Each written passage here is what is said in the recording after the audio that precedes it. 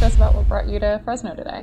Well, I came here to meet with voters in the election that we got coming up, and to campaign for the recall, and to campaign as a candidate to replace Gavin Newsom as governor when the recall succeeds. And we have a great group here with the Fresno Republican Women Federated.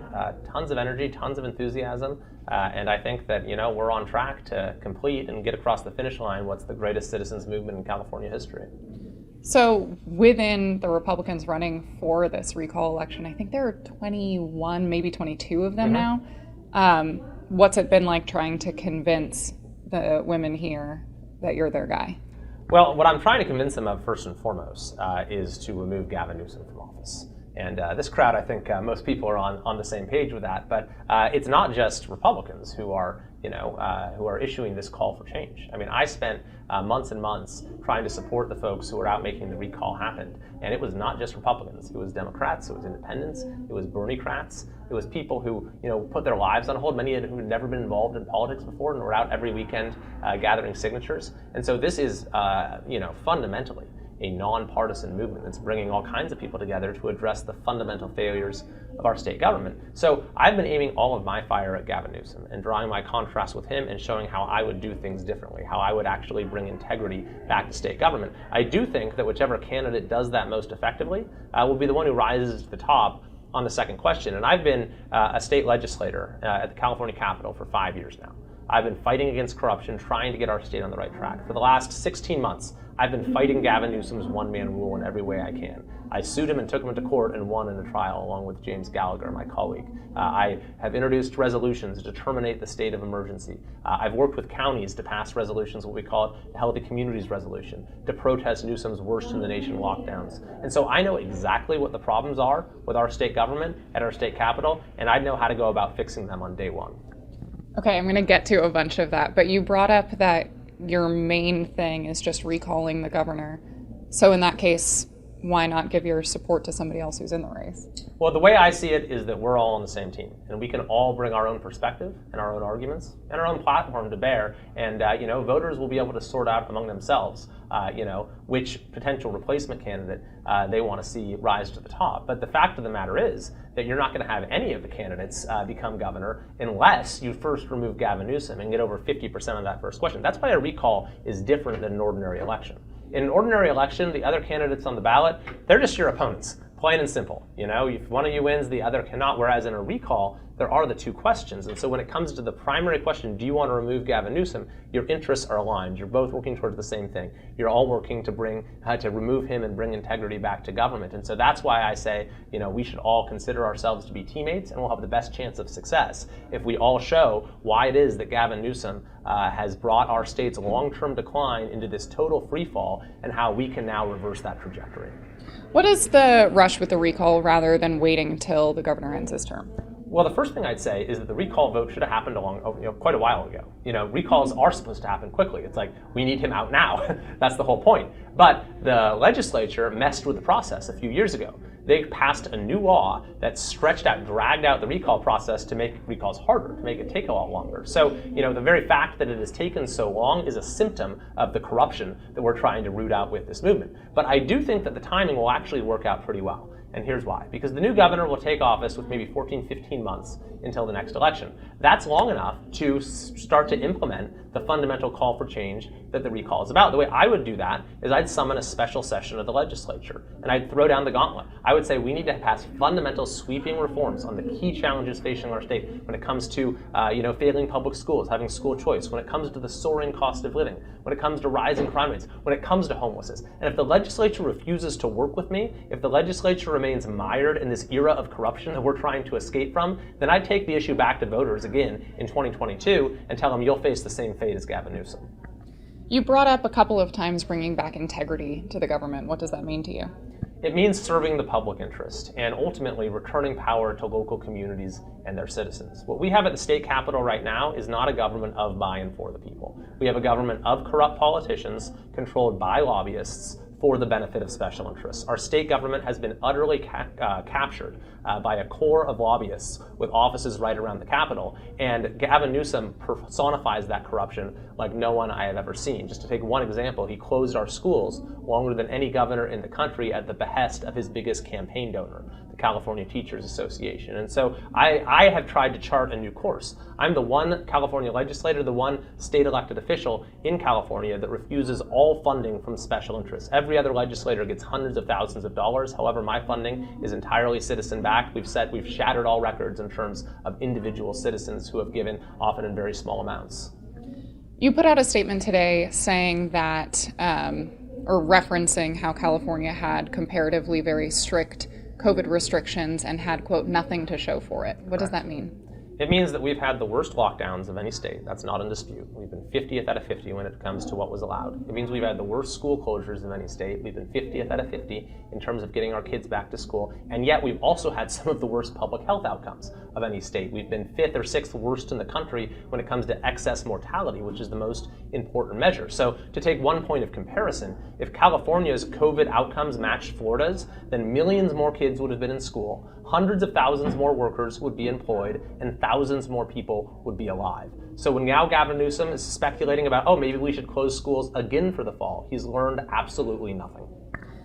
If you became governor and there was a new outbreak with the Delta variant, with a huge wave, or with a new variant that we haven't seen before, what would you do differently to make sure we don't have more excess deaths? Well, I'd look what worked in other states. You look at states that actually trusted their citizens, that said, we're going to provide education as to how you can protect yourselves. But at this point, we have more familiarity with this disease than any that we've ever seen in our lives. People know exactly how it spreads. People know what the risks are. They know how to protect themselves. And so I would try to bring a new paradigm of trust, into government and say, look, we're gonna trust local communities and their citizens to chart the path forward. We're not gonna have one-man rule and government control, because that has failed and it's eroded the very fabric of our society in many ways. The reason I bring this up is, for instance, Florida, like you brought up, is going through a massive wave right now with the Delta outbreak based on trust for its citizens.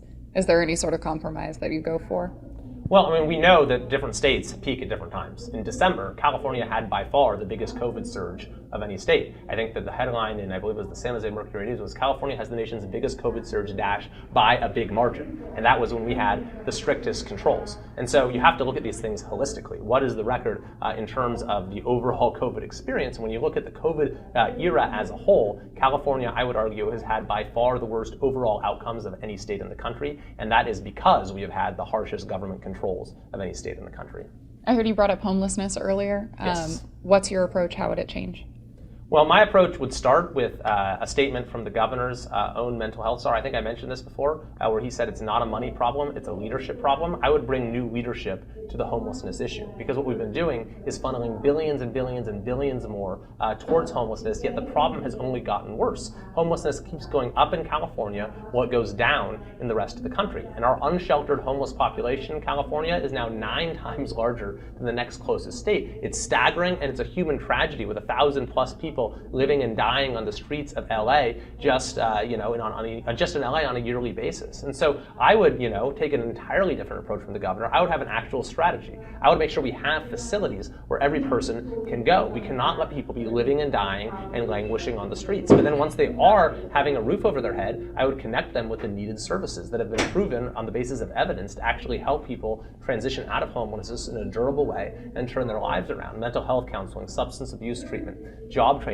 This isn't brain surgery. We can look at what's worked in other states and we can start doing it here, rather than California always being a national outlier with wrong-headed policies that have caused us to be last in just about everything. Mm-hmm. Those things also cost money. How are you going to reallocate to pay for all that? There is more than enough money. We spend so much money on homelessness. This year, $12 billion was added to the homelessness spending by the legislature and the governor, even after Governor Newsom's mental health czar said it's not a money problem. I actually, as a member of the legislature, I requested an audit in February of last year where I wanted to look at where is all of this money going, what good is coming from it, what are the outcomes associated with all of this spending. There was a poll done of the public showing that 90% of Californians supported my audit. I mean, try getting 90% of people to agree on anything. Yet despite that, the governor's administration intervened and convinced 3 members of the assembly to abstain on approving the audit, and so it failed by a single vote. We didn't get that audit. There ended up being a much more modest one done that in and of itself showed that there are huge problems in terms of where the money is going. So I would I would look at exactly where the money is being spent, and there would be more than enough room to reallocate for the sort of programs I'm talking about. California votes or skews hugely towards the left in presidential races, has for decades, but for governors tends to flip-flop. Why is that? Well, that's a great question. And I think that, folks tend to look at state government differently than they do national government. I think one of the problems is that in many ways the modern sort of media environment has conflated those things. And so, when we now vote on so many things on any given ballot, you're voting for president, you're voting for ballot propositions, you're voting for Senate, you're voting for Congress, you're voting for Assembly, you're voting for all of the local offices and local measures. And it can be harder to connect the dots between the failures of our state government and the challenges people are seeing in their daily lives, the erosion of quality of life here. But what the recall does is it actually allows us to have a very focused conversation. There's a single question on the ballot. It's about who's going to be the leader of our state government. And so that allows us to have this focused conversation about a single question. Why is it in California that we sacrifice the most and we get the least in return? And I think that people are starting to see the answer. It's that we have a state government that is broken. What has broken it is political corruption, and this is our chance to restore integrity to government by putting the mark of the people directly on our state's future.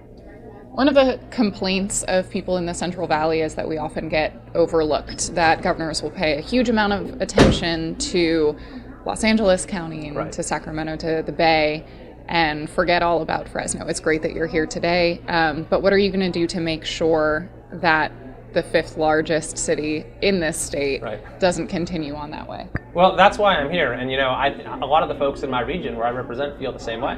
I represent a district in Northern California, a little bit east of Sacramento. I've spent a lot of time in the other, North State counties, and there's the same idea, is that we feel, that our interests, our values, are not represented in Sacramento. The state government seems, very distant and seems like it's run entirely with the interests of the major urban centers of the state at heart. So ultimately, what I think, this recall is about more than anything else is about returning power to local communities. I say the most important job of our next governor is to make it less important who the governor is by returning power to local communities and their citizens. That's what American self-government is all about. So ultimately, the problem is not is even more than just that a region like this feels ignored, but that a region like this feels like it is deprived of the ability to govern itself and to manage its own affairs. And I think that that is centrally important, is that we just need to get Sacramento out of the lives of citizens and to remove their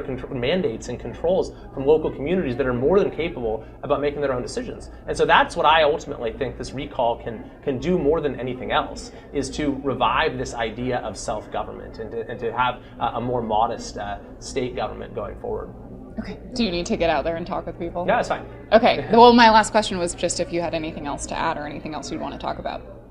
I just think that we right now have a chance to set our state on a whole new course, and I would encourage anyone who's interested in my campaign to go to KylieForCalifornia.com and to vote yes on the first question. And I think that what needs to be remembered at the end of the day is that we're having this election because the people of California have demanded it. This isn't any other election. This is an election that I think can be even more powerful than simply a personnel change. It can be a whole new paradigm for our public life based on decency, based on integrity, based upon public service. And I think that having spent now 5 years in the legislature and seeing how clogged the channels of change are, I think that this can really change the whole game, and we can set our state on a new path. We can start leading the nation in the right ways again.